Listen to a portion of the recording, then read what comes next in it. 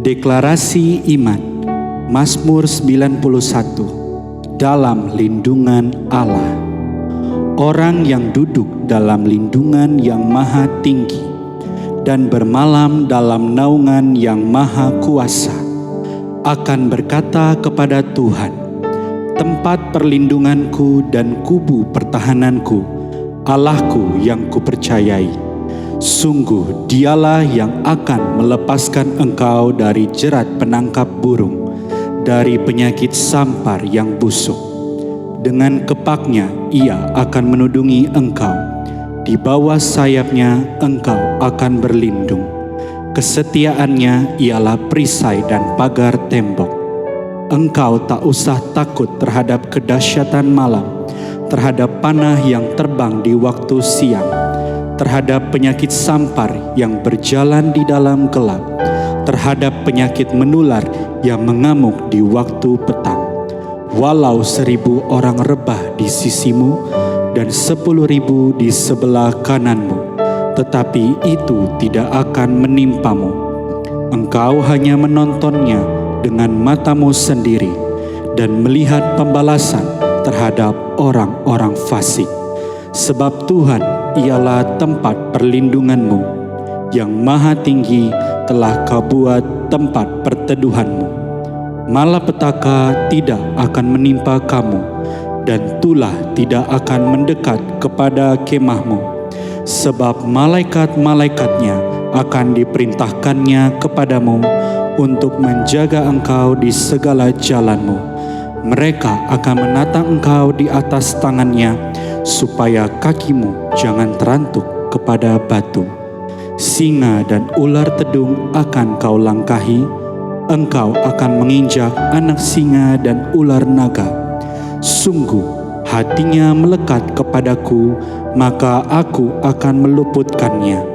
Aku akan membentenginya, sebab ia mengenal namaku. Bila ia berseru kepadaku, aku akan menjawab. Aku akan menyertai dia dalam kesesakan. Aku akan meluputkannya dan memuliakannya. Dengan panjang umur akan kukenyangkan dia, dan akan kuperlihatkan kepadanya keselamatan daripadaku. Amin. Shalom semuanya. Pada Voice of Pentecost hari ini, kita akan membahas teguh berdiri karena ketulusan. Kata tulus atau integritas dalam Mazmur 41 berasal dari kata dasar Ibrani yaitu tom, yang diterjemahkan sebagai tidak ada niatan jahat atau motivasi ingin mencederai orang lain. Secara manusia, kita menganggap wajar kalau kita dapat membalas orang-orang yang menyakiti atau mengkhianati hati kita. Bahkan Raja Daud dengan segala kelebihannya pun mencurahkan isi hatinya dengan memohon belas kasihan dan meminta Tuhan membelanya. Daud merasa layak memberikan hukuman dan membalas orang-orang yang memusuhinya. Namun Tuhan menjawab doa Daud dengan cara yang berbeda. Dalam Mazmur 41 ayat 13 berkata, "Tetapi aku, engkau menopang aku karena ketulusanku. Engkau membuat aku tegak di hadapanmu untuk selama-lamanya." Kata ketulusan dalam English Standard Version adalah integrity, di mana kata tersebut mengandung arti Tuhan menopang Daud sehingga dapat teguh karena ketulusan atau integritas Daud. Tuhan meneguhkan Daud bukan untuk membalas dendam kepada musuh-musuhnya, melainkan ketulusan hati Daud untuk mengasihi musuh-musuhnya. Pengertian dalam ayat ini merupakan titik balik Daud. Daud menyadari bahwa pertolongan, kekuatan, dan perkenanan Tuhan datang karena ketulusan atau integritas Daud di mata Tuhan, bukan karena nafsu untuk melakukan pembalasan. Selain Daud, ada tokoh-tokoh di Alkitab yang berjalan atau hidup dalam integritas dan mendapatkan pertolongan Tuhan. Mari kita bahas. Yang pertama, Yusuf. Yusuf adalah orang muda yang mempertahankan integritasnya. Yusuf mengalami berbagai pengalaman yang buruk, namun Yusuf selalu berjalan dalam ketulusan hati. Ia mengalami kemenangan atas hal-hal yang buruk. Ketika dijual oleh saudara-saudaranya sebagai budak, ia dapat memilih untuk menyalahkan saudaranya, menyalahkan situasi, bahkan menyalahkan Tuhan. Ketika digoda oleh istri Potifar, Yusuf tetap berdiri teguh dalam integritas, menolak godaan untuk berbuat dosa. Akibatnya, Yusuf difitnah oleh istri Potifar dan dimasukkan ke dalam penjara. Di dalam penjara pun, Yusuf tetap disertai Tuhan karena senantiasa menjaga integritasnya.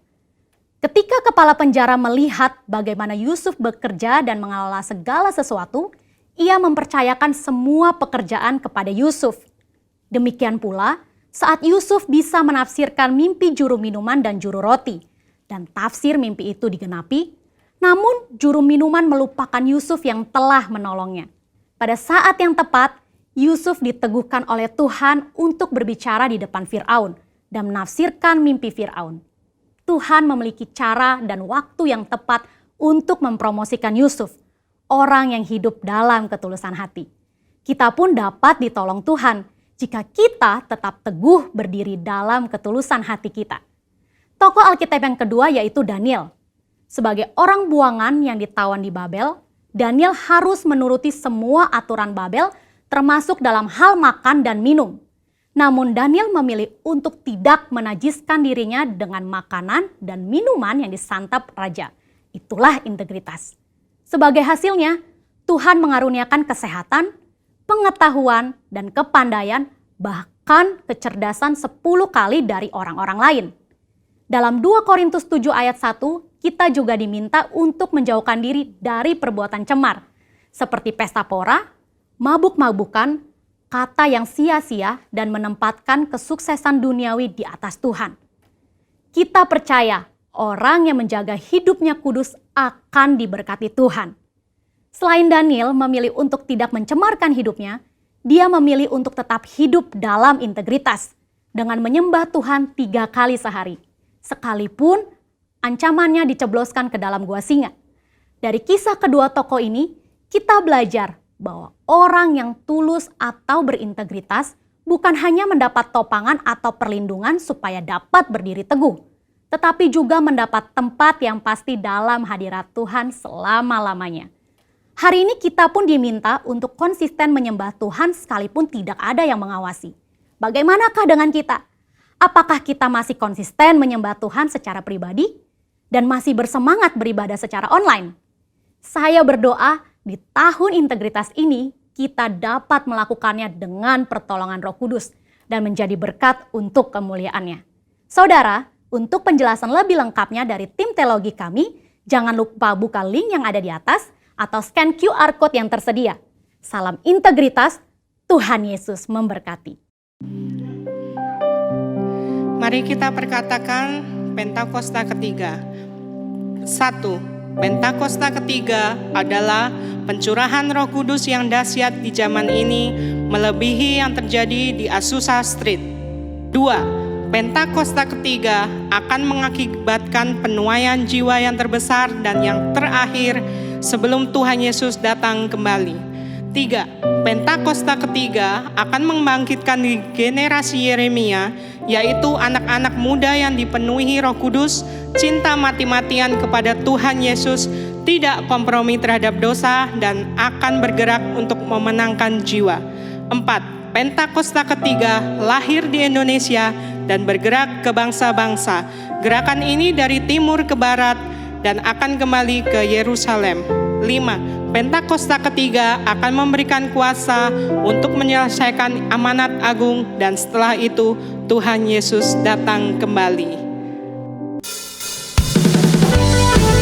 Shalom Bapak Ibu Saudara yang terkasih, engkau yang disertai dan diberkati Tuhan. Yuk sama-sama kita memuji-muji Tuhan. Dia Allah yang baik bagi setiap kita. Haleluya.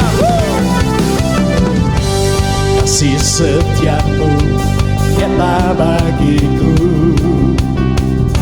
hikmat kebajikan tersedia bagiku. Sebab Allah sanggup limpahkan segalanya, dan anugerahnya sangat besar bagiku.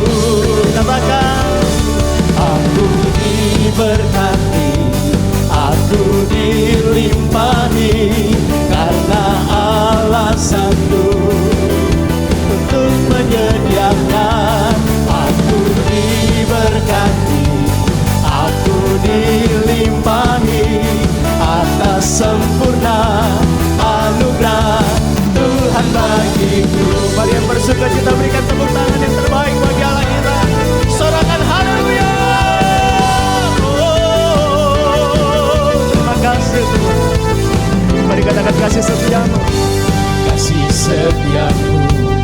nyata bagiku. Hikmat kebajikan tersedia bagiku. Ini iman kami, sebab Allah sanggup limpahkan segalanya, dan anugerahnya sangat besar bagiku. Ayo nyanyi, katakan, aku diberkati, aku dilimpahi, karena Allah sanggup untuk menyediakan. Aku diberkati, aku dilimpahi atas sempurna anugerah Tuhan. Mari mulai sembah Dia. Haleluya. Engkau dahsyat, Engkau luar biasa Tuhan. Kasih setiamu melimpah bagiku. Terima kasih Tuhan buat penyertaan-Mu, buat berkat-Mu bagi setiap kami. Engkau memberkati setiap kami Tuhan. Mari angkat tanganmu, katakan, sebab Allah sanggup limpahkan segalanya, dan anugerahnya sangat besar bagiku. Sekali lagi, sebab Allah sanggup limpahkan segalanya. Kami percaya, dan anugerahnya sangat besar bagiku. Ayo angkat tanganmu, katakan, aku diberkati, aku dilimpahi, karena Allah sanggup untuk menyediakan. Siap lebih lagi bagi Tuhan. Serahkan. Aku diberkati, aku dilimpahi, karena Allah sanggup menyediakan. Aku diberkati, aku dilimpahi atas sempurna anugerah Tuhan bagiku. Berikan tepuk tangan yang terbaik bagi Allah kita, Bapak Ibu Saudara. Engkau dahsyat, Engkau luar biasa Tuhan. Engkau layak kami puji, kami sembah. Sorakan haleluya.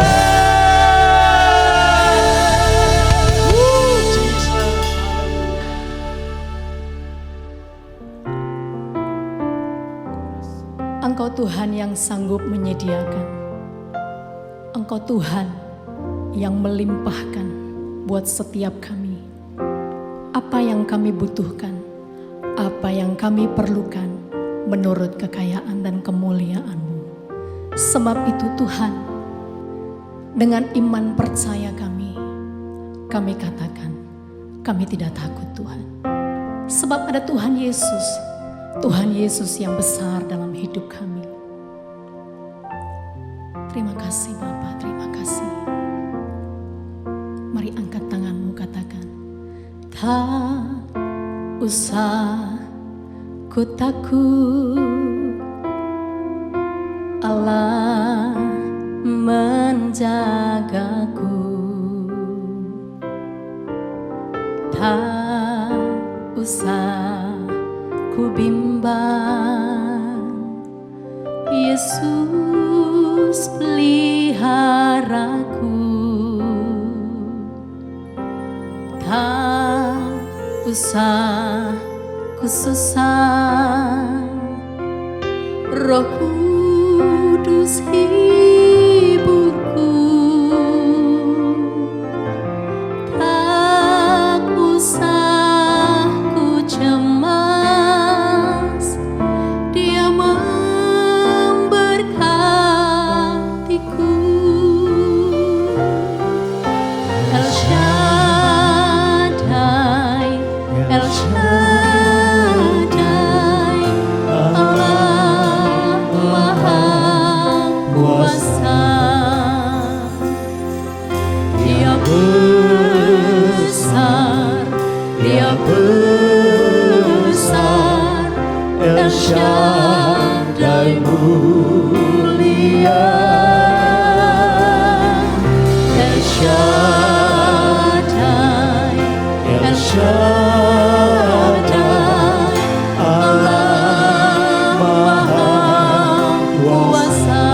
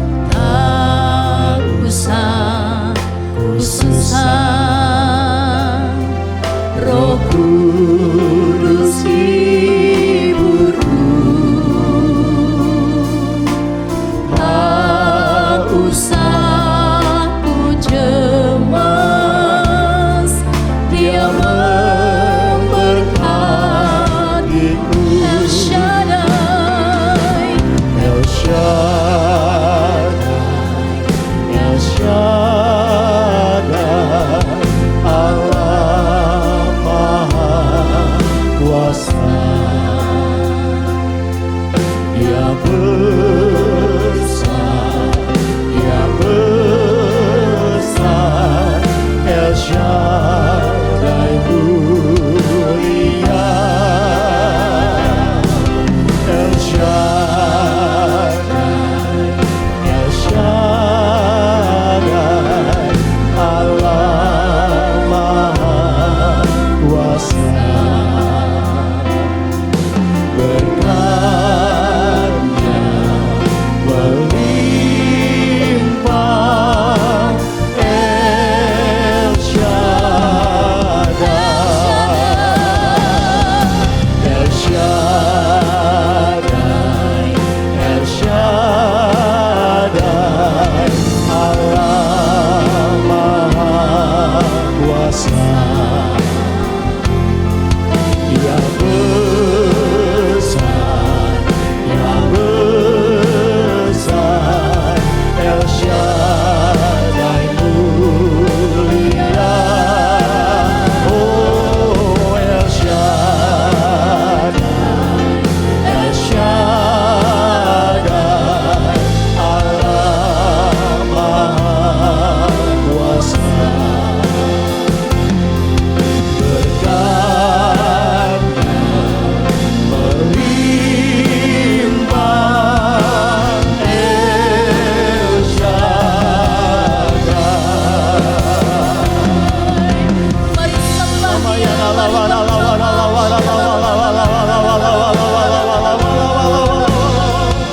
Engkau Allah kami Yehova Jireh, Allah yang mencukupkan segala sesuatunya. Engkau Yehova Rafa, Allah penyembuh kami. Engkau Yehova Shalom, Allah damai sejahtera di dalam hati kami.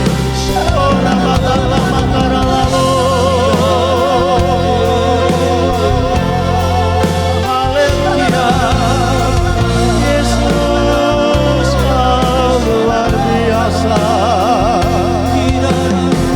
Berkat-Mu melimpah bagiku.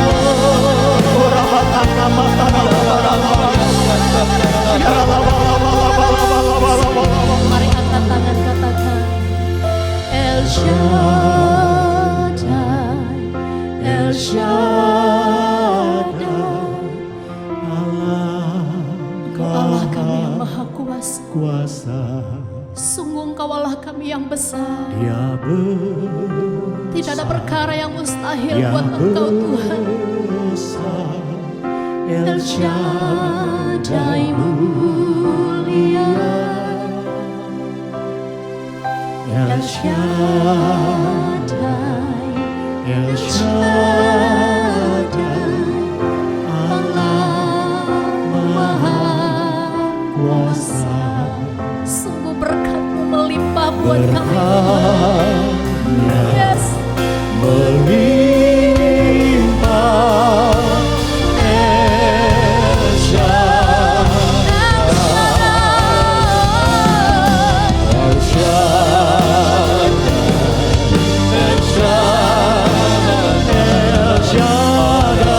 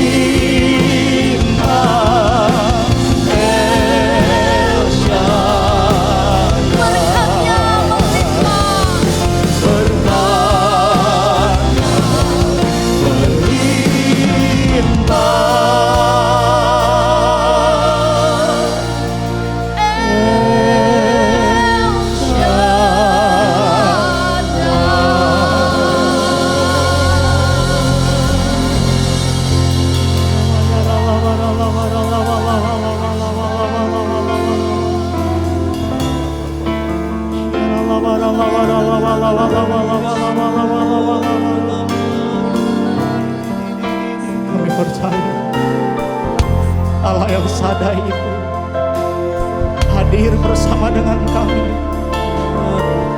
Allah yang dahsyat itu bertata di atas setiap pujian kami. Mari Bapak Ibu Saudara, engkau yang ada di rumah-rumah, dimanapun engkau berada hari ini, mari mulai angkat sembahmu bagi Allah El Shaddai. Engkau yang layak terima sembah dan pujian kami. Kami sembah Kau Raja dalam kerinduan. Mari Engkau yang sudah dibaptis oleh Roh Kudus, mari mulai berkata-kata di dalam bahasa.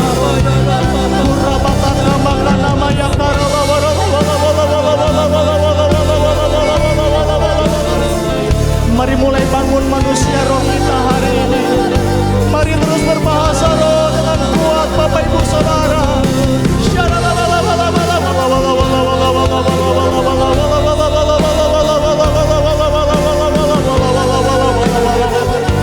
Engkau Bapa yang tidak memberikan batu bagi anak-anak-Mu yang meminta roti. Engkau Bapa yang tidak memberikan ular dan kalajengking bagi anak-anak-Mu yang meminta ikan.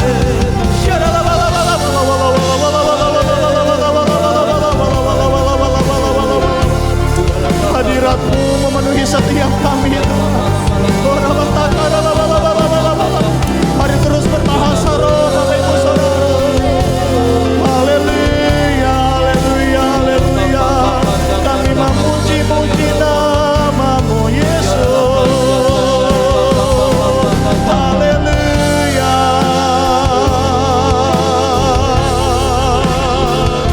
Terima kasih Tuhan. Terima kasih ya Bapa. Mari katakan, Dia sanggup, Yesus sanggup melakukan perkara yang besar. Dia sanggup, Yesus sanggup memulihkan yang terluka, menyembuhkan yang menderita. Dia sanggup. Mari angkat suaramu, Dia sanggup. Dia sanggup, Yesus sanggup. Ini iman percaya kami Tuhan. Kami percaya Engkau Allah yang sanggup. Haleluya. Yesus sanggup memulihkan yang terluka, menyembuhkan yang menderita. Dia sanggup memulihkan hidup. Mari kita berikan tepuk tangan yang terbaik bagi Allah kita. Oh, Dia sanggup, Yesus sanggup, amin, melakukan perkara yang besar. Dia sanggup, Yesus sanggup memulihkan yang terluka, menyembuhkan yang menderita. Dia sanggup memulihkan, Dia sanggup memulihkan hidupku. Dia sanggup memulihkan hidupku. Mari angkat imanmu, katakan, Dia sanggup, Dia sanggup, Dia sanggup, Dia sanggup. Katakan, Yesus sanggup, Yesus sanggup, Yesus sanggup. Mari berikan tepuk tangan bagi Allah kita, bagi Dialah yang dapat melakukan jauh lebih banyak dari apa yang kita doakan atau pikirkan. Haleluya, terpujilah Engkau. Shalom Bapak Ibu Saudara jemaat Rayon 1D yang dikasihi oleh Tuhan Yesus. Terima kasih kepada Pastor Kiki yang sudah mengizinkan saya boleh sharing firman Tuhan pada hari ini. Nama saya Yusuf, Antonio Yusuf, dan hari ini saya akan membagikan sebagian pesan dari firman Tuhan. Saya berikan judul khotbah saya pada hari ini adalah 3 hal yang esensi di masa pandemi. 3 hal yang esensi di masa pandemi. Mari kita lihat terlebih dahulu sebagai pembukaan. Ayatnya terambil dari Efesus pasal 5 ayat 15 sampai 17. Efesus pasal yang kelima ayat 15 sampai 17 berkata demikian. Karena itu perhatikanlah dengan seksama bagaimana kamu hidup. Janganlah seperti orang bebal, tetapi seperti orang arif. Dan pergunakanlah waktu yang ada, karena hari-hari ini adalah jahat. Sebab itu janganlah kamu bodoh, tetapi usahakanlah supaya kamu mengerti kehendak Tuhan. Pak, Bu, Saudara, hari-hari ini firman Tuhan berkata, perhatikan dengan seksama bagaimana kita menjalani kehidupan kita. Usahakan agar setiap kita mengerti kehendak Tuhan, karena dikatakan hari-hari ini adalah jahat. Pak, Bu, Saudara, kita mulai dari poin yang pertama. 3 hal yang esensi. Hal yang pertama adalah evaluasi. Ayat ini berkata, karena itu perhatikan dengan seksama. Kita harus memperhatikan dengan seksama. Pak, Bu, Saudara, dari ayat ini saya bisa ambil satu kesimpulan, yaitu kita harus masa-masa ini mengevaluasi hidup kita. Evaluasi. Pak, Bu, Saudara, evaluasi itu penting. Saya ingat waktu saya sekolah, ada yang namanya evaluasi belajar tahap akhir.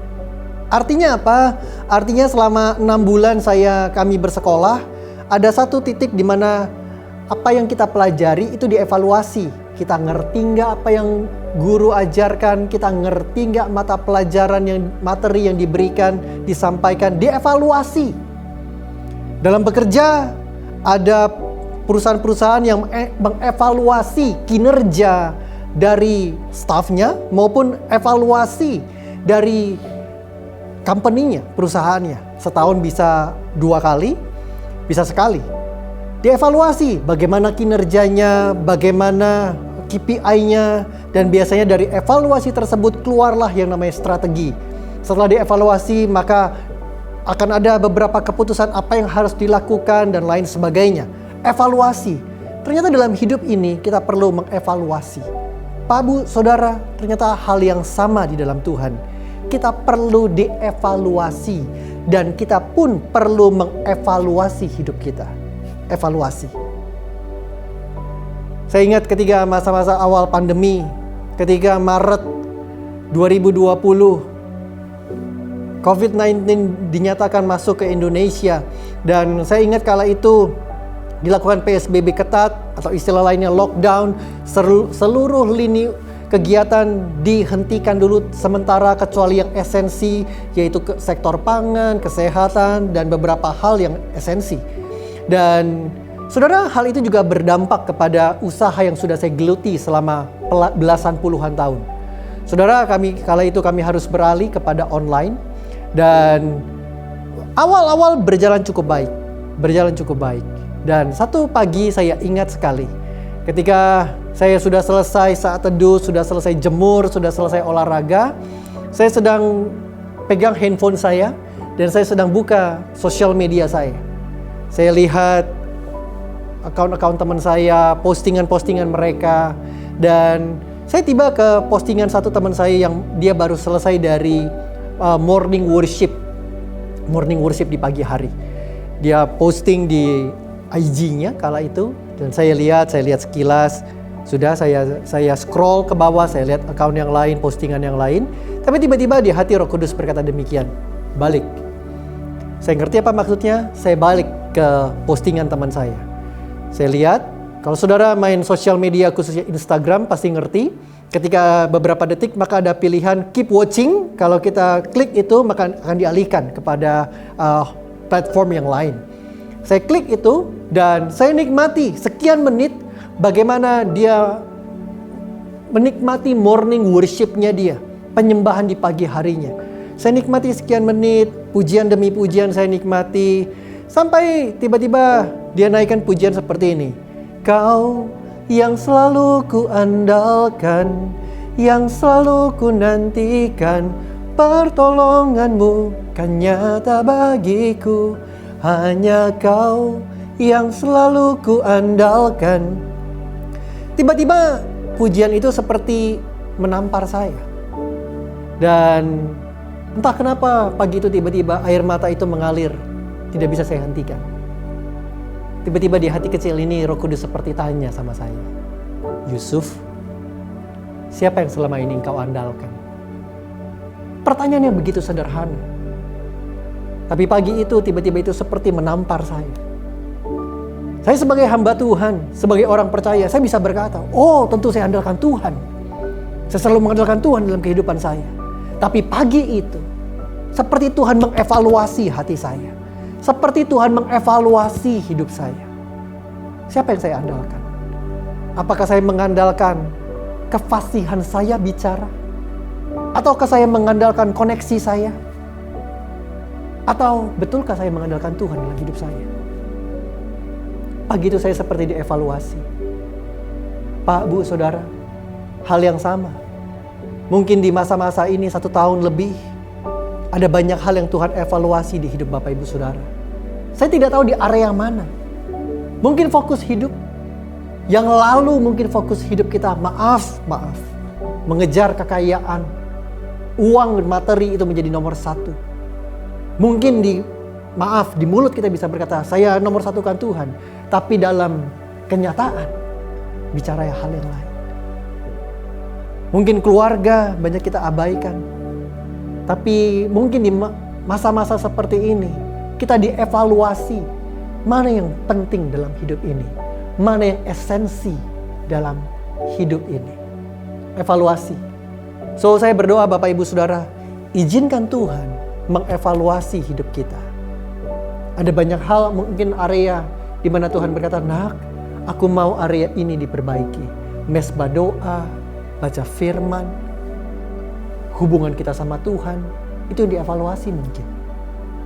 So Pak, Bu, Saudara, kalau Tuhan sedang mengevaluasi, buka hati kita dan izinkan Dia bekerja dan berkarya.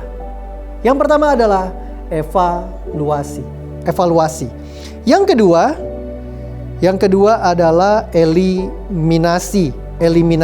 Ayatnya terambil dari Efesus pasal 4 ayat 31 sampai 32. Efesus pasal 4, 31-32 berkata demikian.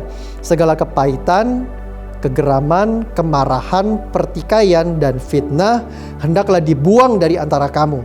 Demikian pula segala kejahatan. Tetapi hendaklah kamu ramah terhadap yang lain, penuh kasih mesra dan saling mengampuni, sebagaimana Allah di dalam Kristus telah mengampuni kamu. Dikatakan di sini, buanglah segala kepahitan, geram, marah, pertikaian, dan fitnah. Hendaklah dibuang. Arti kata lain dibuang adalah dieliminasi. Pak, Bu, Saudara, kata eliminasi mungkin familiar di telinga Bapak Ibu Saudara.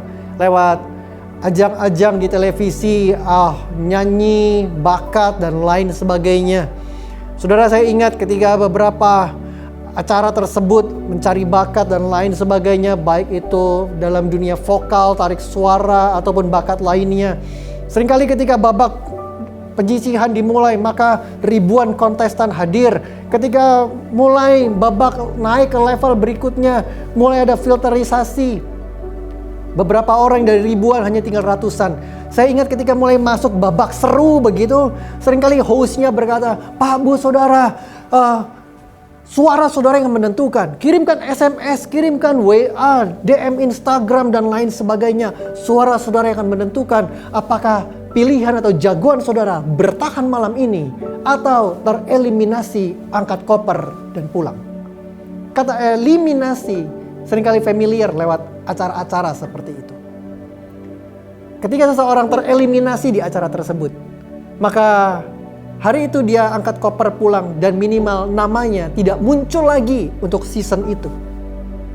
Pak, Bu, Saudara, apa maksudnya dari kata eliminasi? Efesus 4 ini berkata, buang segala kepahitan, geram, marah, pertikaian, dan fitnah. itu dibuang. Pak, Bu, Saudara, arti kata dibuang, dieliminasi artinya kalau sudah dibuang, jangan diingat-ingat lagi. Kalau sudah dibuang, jangan diingat-ingat lagi. Sama seperti di acara tadi. Kalau seseorang tereliminasi, maka minimal namanya tidak lagi muncul untuk season tersebut. Dieliminasi. Kalau Tuhan berkata, buang nak, semua pahit, marah, dibuang.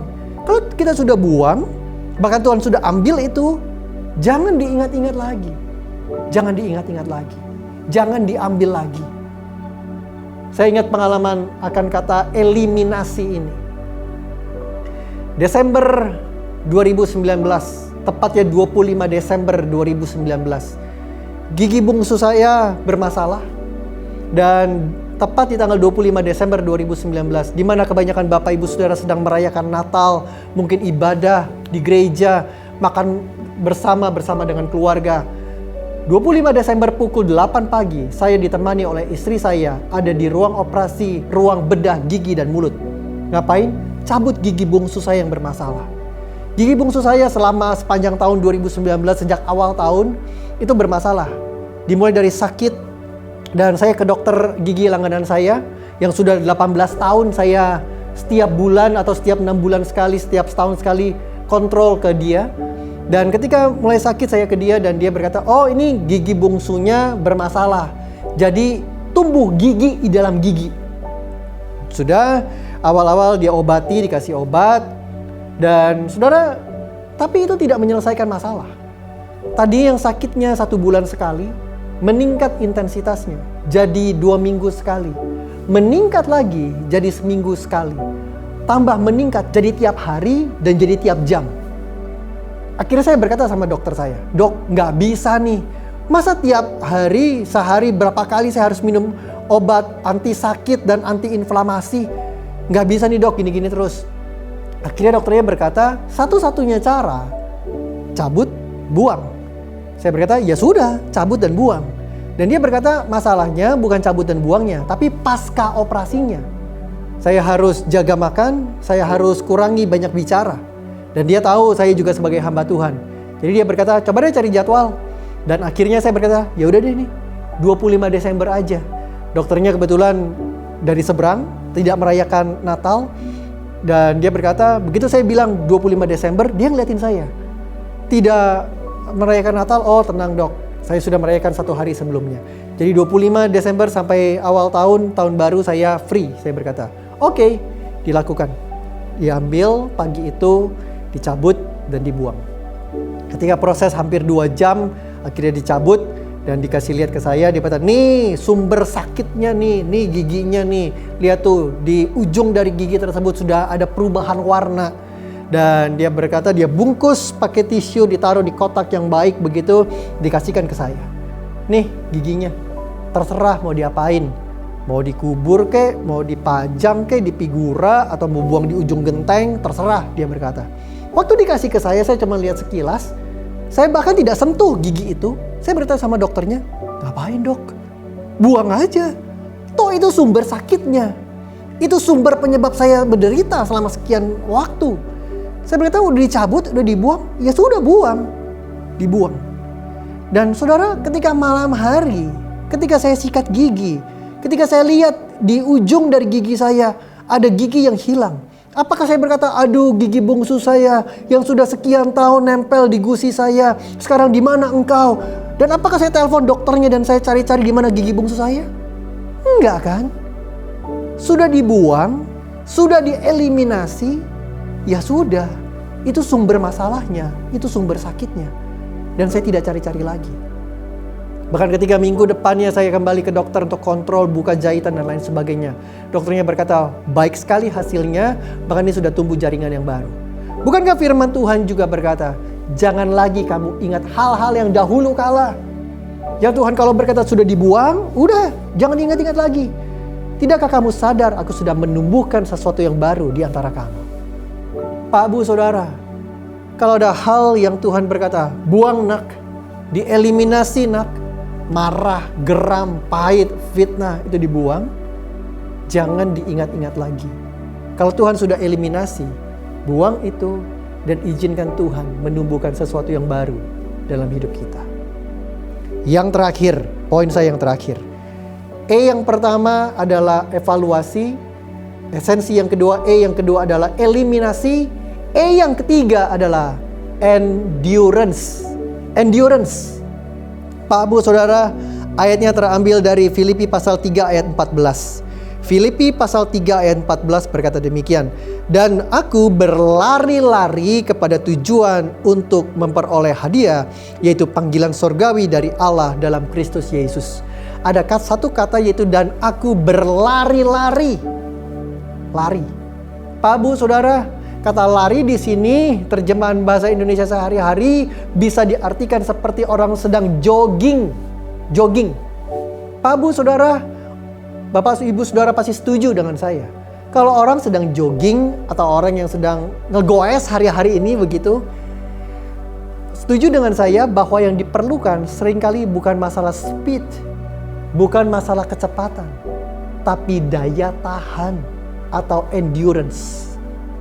Wah, saya bisa lari 10K, 10K, 20K. Saya bisa ngegoes sampai 50K. Lebih dari itu bahkan. Yang dibutuhkan seringkali bukan masalah kecepatan, tapi daya tahan atau endurance. Pak Bu Saudara, masa-masa pandemi seperti ini, yang dibutuhkan juga sama. Bukan seberapa cepat engkau lari, tapi seberapa kuat daya tahanmu. COVID-19 ini menyerang salah satunya adalah pernafasan. Saudara, pastikan kita punya nafas yang panjang. Nafas yang panjang bisa bicara kekuatan doa, iman dan pengharapan. Bisa bicara soal bagaimana kesiapan finansial dan lain sebagainya. Nafas yang panjang. Kita nggak tahu kapan pandemi ini berakhir. Tapi yang kita butuhkan adalah nafas yang panjang. Daya tahan. Endurance. Pak Bu Saudara, satu ayat yang terakhir. Masa-masa seperti ini, endurance ini, mari belajar dari seorang tokoh yang bernama Daud. Daud. 1 Samuel 19 ayat 18 berkata demikian. Setelah itu Daud melarikan diri, ada kata lari lagi di situ. Melarikan diri dan luput. Sampailah ia kepada Samuel di Rama dan memberitahukan kepadanya segala yang dilakukan Saul kepadanya. Kemudian pergilah ia bersama-sama dengan Samuel dan tinggallah mereka di Nayot. 1 Samuel 19 ayat 18 bercerita bagaimana Daud sedang dikejar-kejar oleh Saul dan ia lari. Lari. Ingat, lari itu butuh endurance, daya tahan. Daud lari demikian rupa dari Saul. Dan saudara, mari belajar dari satu ayat ini bagaimana sikap Daud. Ketika musuh mengejar dia begitu rupa. Dua hal. Yang pertama, orang pertama yang Daud cari adalah Nabi Samuel. Nabi Samuel. Daud tidak cari orang lain. Daud tidak cari orang yang besar. Tapi Daud cari Nabi Samuel. Nabi Samuel adalah gambaran dari Tuhan sendiri. Karena kala itu di Israel hanya ada satu nabi yang bisa mendengar dan menyampaikan pesan Tuhan, yaitu Samuel.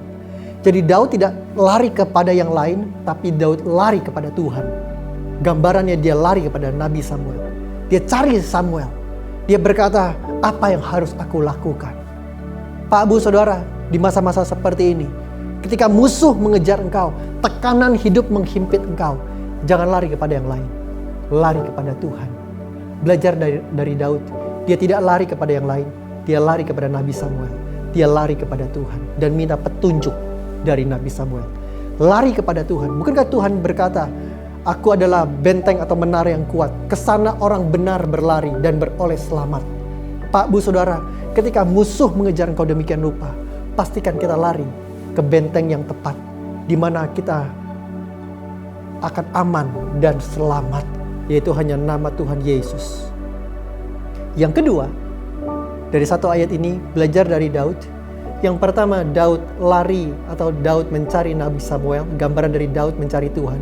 Yang kedua adalah Daud tinggal di Nayot. Perhatikan tadi 1 Samuel 19 ayat 18. Dia cari Samuel dan bersama-sama Samuel dia tinggal di Nayot. Arti nama tempat Nayot adalah Nafit. Arti nama Nafit adalah a dwelling places. A dwelling places. Tempat di mana Tuhan tinggal atau berhabitasi. A dwelling places. Pak, Bu, Saudara, hari-hari ini yang kita butuhkan adalah jangan jauh dari hadirat Tuhan.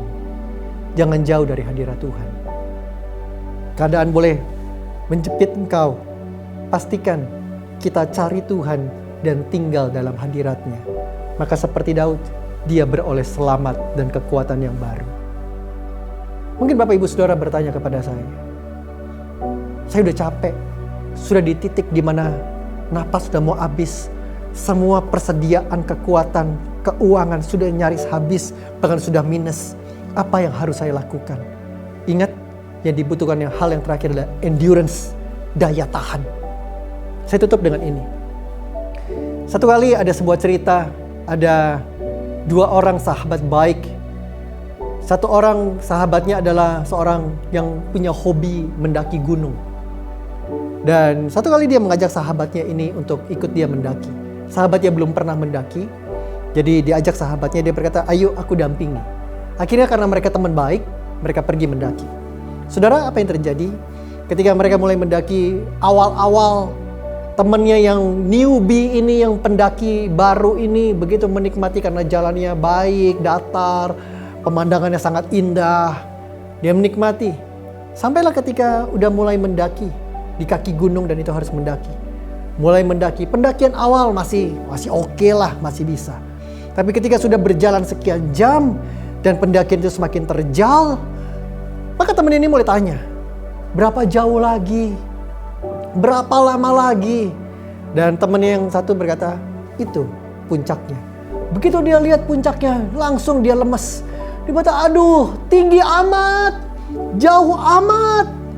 Gak mungkin kuat gua, gak mungkin sanggup saya. Tapi temannya menyemangati dia. Jalan lagi beberapa langkah. Teman ini sudah kehabisan nafas, sudah dia berkata, udah gak kuat, bener-bener udah gak kuat. Kita sudah jalan sekian belas jam. Udah gak kuat, masih jauh, masih tinggi itu. Gak tahu kapan kelarnya, gak tahu kapan sampainya. Dan teman ini berkata demikian, yang sudah biasa mendaki. Dia berkata demikian sama sahabat baiknya. Dia bilang, bro, jangan lihat puncaknya. Jangan lihat kapan berakhirnya. Tapi saya berikan sebuah tips. Dia berkata, lihat di depan, cari pohon yang terdekat. Karena sepanjang jalan pendakian mereka itu gersang. Pohon jarang sekali ditemui. Jadi teman ini memberikan tips. Dia berkata, waktu kita mulai mendaki, carilah pohon terdekat. Dan bergeraklah ke pohon terdekat tersebut. Jangan lihat puncaknya, tapi carilah pohon terdekat. Dan ketika nanti kita tiba di pohon tersebut, ambil waktu sejenak, rehat sejenak, nikmati alam sekitar. Lihat pemandangan, dengar kicau burung, dengar gemericik air dari kejauhan. Nikmati itu. Dan temannya mulai yang baru ini, sambil napas terengah-engah, dia berkata, oke deh, kita coba lagi. Akhirnya dia ikuti tipsnya, dia tidak lihat puncaknya, tapi dia cari pohon terdekat. Waktu dia tiba di situ, dia take a break, dia ambil waktu sejenak, dia nikmati pemandangan, dengar kicau burung, dengar suara air gemericik dari jauh, dan mulai jalan lagi, cari lagi pohon terdekat. Tanpa sadar, mereka jalan sekian jam, dan tanpa sadar, mereka sudah hampir tiba di puncak. Dan temannya berkata, jangan lihat puncaknya, tapi cari pohon yang terdekat. Pak, Bu, Saudara, kita gak pernah tahu kapan pandemi ini berakhir. Jangan tanya, kapan kelarnya? Kapan ibadah lagi? Kapan ekonomi bangkit lagi? Tapi apa yang bisa kita lakukan? Do what you can do. Do the best and God will do the rest. Tuhan akan lakukan yang terbaik. Bagian kita punya daya tahan. So, Pak, Bu, Saudara, 3 hal ini. Evaluasi, eliminasi, dan endurance. Saya berdoa Bapak Ibu Saudara diberkati lewat pesan yang sederhana ini. Mari kita berdoa. Tuhan, terima kasih hamba-Mu selesai menyampaikan isi hatimu. Hamba berdoa biarlah setiap pesan ini, waktu mereka mendengar pesan ini, ketika Tuhan sedang mengevaluasi hidup kami, kami buka hati kami buka hidup kami, evaluasi hidup kami. Apa yang harus diperbaiki, Tuhan tuntun dan Tuhan tunjukkan. Kami buka hati dan hidup kami, evaluasi ya Tuhan. Kami juga buka hati dan hidup kami, eliminasi. Kalau ada banyak hal yang Tuhan berkata, nak aku tidak berkenan akan hal ini. Buang nak, buang. Waktu kami buang, waktu Tuhan ambil, buat kami tidak ingat-ingat lagi. Yang pahit, yang marah, geram, fitnah, pertengkaran, dibuang. Dan kami tidak ingat-ingat lagi. Dan yang terakhir, buat kami punya daya juang, daya tahan, endurance. Kami nggak tahu kapan puncaknya. Tapi satu hal kami tahu, inilah puncaknya Pentakosta ketiga. Inilah puncaknya penuaian jiwa yang terakhir. Inilah puncaknya kami ngalami Tuhan dengan segala kemuliaan dalam hidup kami. Buat kami bertahan sampai di garis yang terakhir. Punya endurance ya Tuhan. Dan aku berdoa buat setiap jemaat yang mendengarkan, kekuatan yang baru, berkat yang baru Tuhan berikan kepada setiap kami. Akhir kata kami mau berkata, terima kasih buat segala hal yang baik yang Tuhan berikan. Di dalam nama Tuhan Yesus kami berdoa. Amin. So, Bapak Ibu Saudara, sampai pandemi ini pergi, kita tunggu berjumpa kembali. Tuhan Yesus memberkati.